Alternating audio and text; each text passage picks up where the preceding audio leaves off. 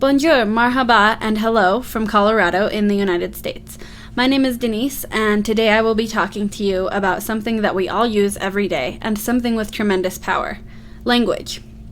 Perhaps partially due to globalization, the English language has grown tremendously in the last several years.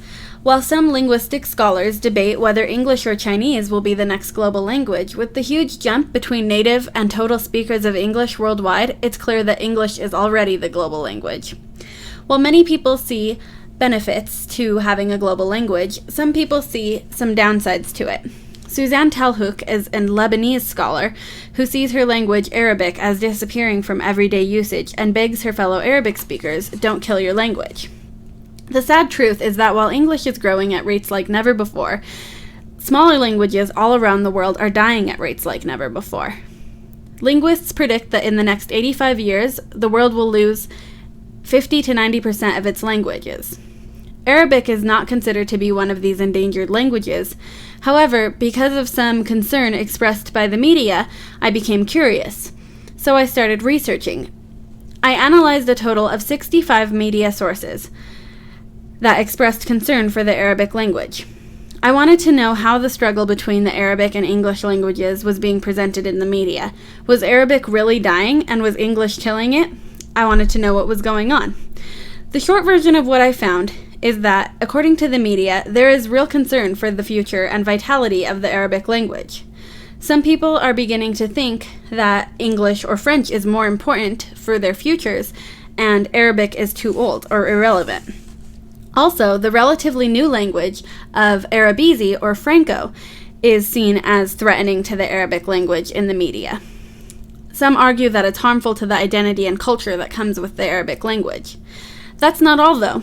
Teachers, the education system, policymakers, globalization, and westernization are all blamed by the media as well. These things are seen as harming the Arabic language. According to the media, while Arabic is so prominent in Islam that it will probably never go away, it's slowly disappearing from everyday usage in many Arabic-speaking countries. However, knowing that what the media says might not be the most correct and most reliable opinion, I supplemented this research with another project, using interviews. Using Skype or email, I interviewed a total of 10 bilingual Arabic English-speaking women, ages 19 to 34.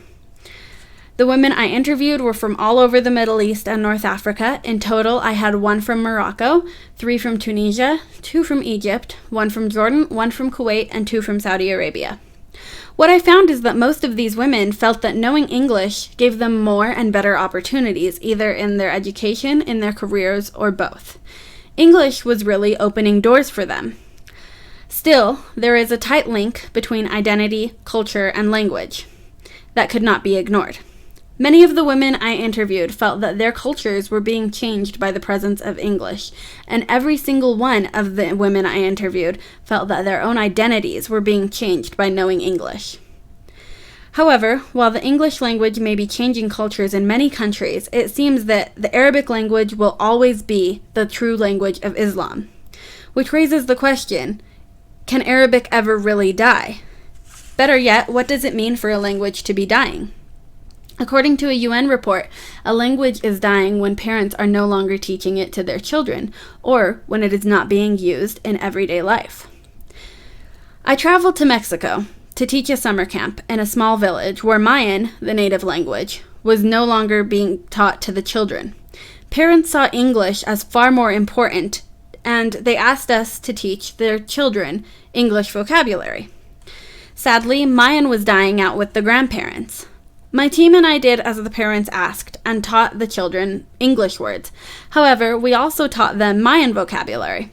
We wanted them to know that their native language was just as important as English was. So while the world may be asking you, do you speak English? Placing all the value on my own native language, do not let your voice be silenced. Speaking English is by no means bad or wrong, but if it means sacrificing your own language and culture, it just isn't worth it. We live in a world full of beautiful and diverse cultures and languages. No one should be valued above the other. English may give you more opportunities, but never lose sight of the beauty of your own language.